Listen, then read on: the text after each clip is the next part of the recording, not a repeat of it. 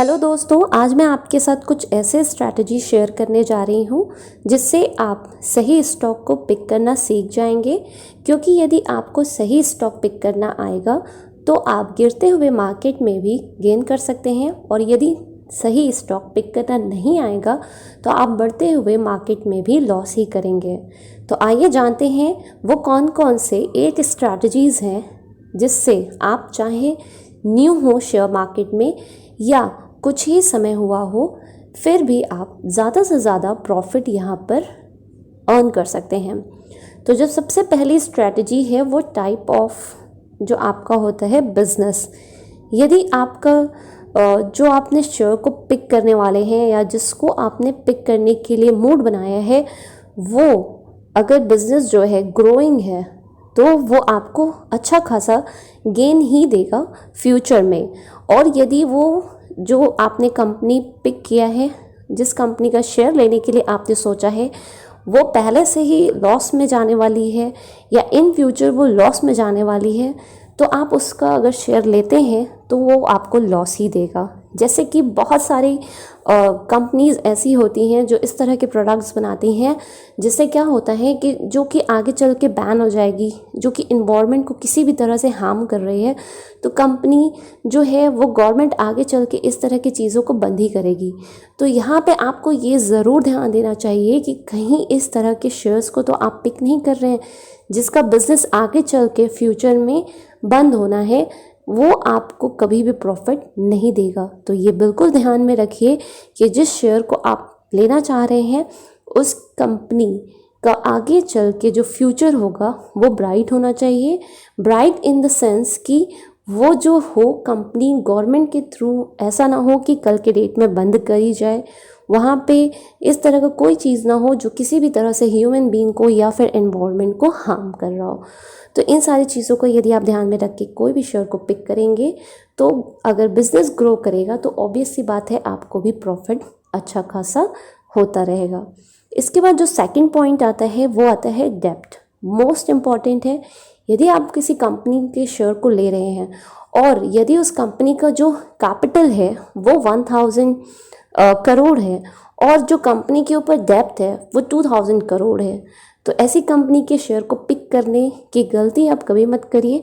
क्योंकि जिस कंपनी के ऊपर बकाया ही उसके कैपिटल से ज़्यादा है वो आपको कौन सा प्रॉफिट दे पाएगा।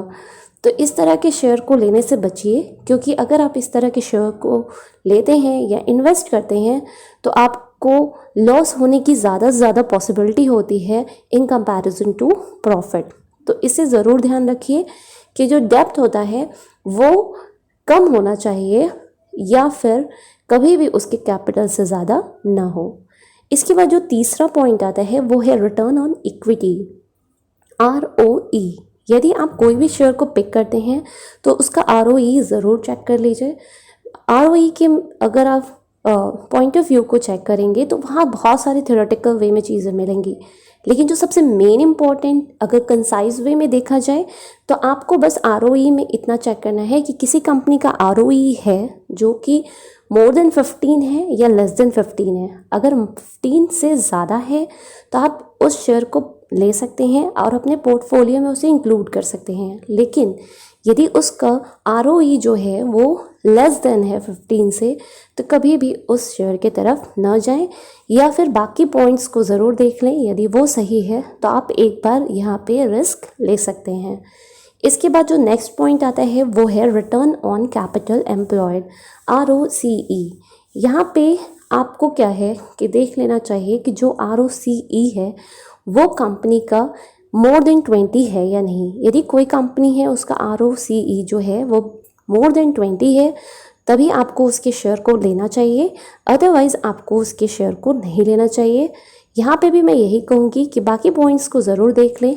अगर एक आध पॉइंट छूटता है तो कोई बड़ी बात नहीं है, लेकिन ऐसा ना हो कि ज़्यादा पॉइंट्स को आप छोड़ दें और उसके बाद आप कोई चीज़ या कोई शेयर पिक करें। इसके बाद जो नेक्स्ट पॉइंट है वो है फ्री कैश फ्लो। इस चीज़ को आप ज़रूर ध्यान दें कि कंपनी का फ्री कैश फ्लो कितना है। जो उनके डे टू डे एक्सपेंसेस होते हैं वो उनके पास एक्स्ट्रा पैसा है या नहीं। लाइक कंपनी को कभी डिविडेंड देना हुआ, बोनस देना हुआ, स्प्लिट देनी हुई, इस तरह के बहुत सारे जो एक्सपेंसेस होते हैं उसके लिए कंपनी के पास पैसा है कि नहीं। वैसे तो ये पॉइंट बहुत ज़्यादा मैटर नहीं करता, बट एक बार और आपको इसे भी कंसीडर कर लेना चाहिए जब आप एनालिसिस कर रहे हो अच्छे से कि कौन सा शेयर आपको पिक करना है। इसके बाद जो नेक्स्ट पॉइंट है वो है प्रॉफिट ग्रोथ।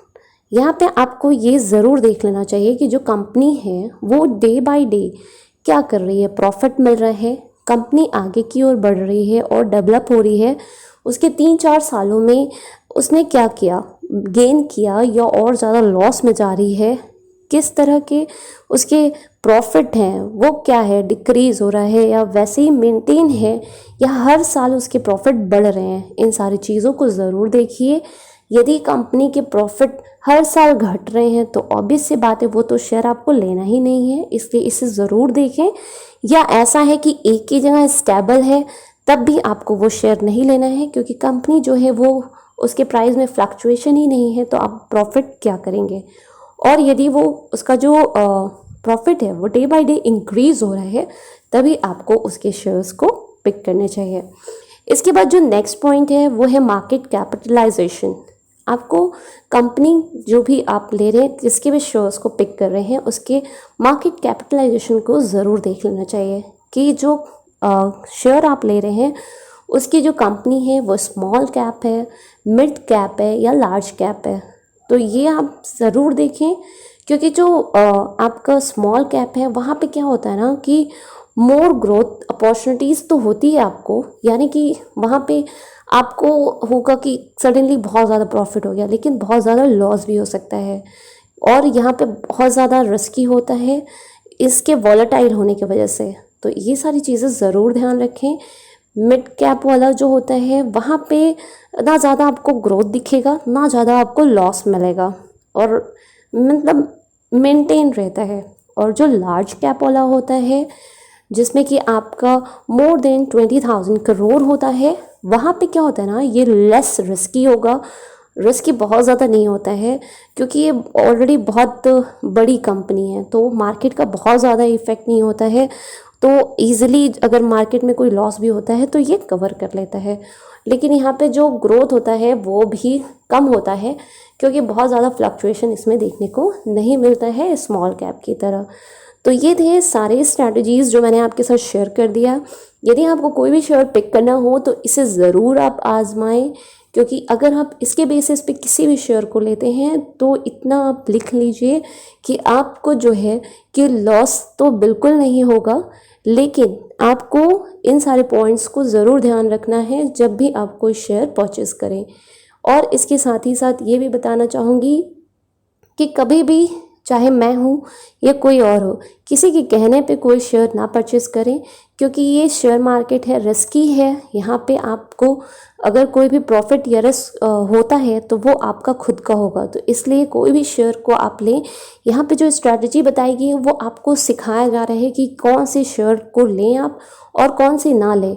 यहाँ पे आपको कोई भी ऐसा चीज़ नहीं बोला जा रहा है कि एकदम आप वही चीज़ लें या वही शेयर पिक करें, ऐसा बिल्कुल नहीं है। तो आप जब भी लें तो इन सारे पॉइंट्स को ध्यान में रख के शेयर के कंपनी को पूरे अच्छे तरह से स्टडी करने के बाद ही लें।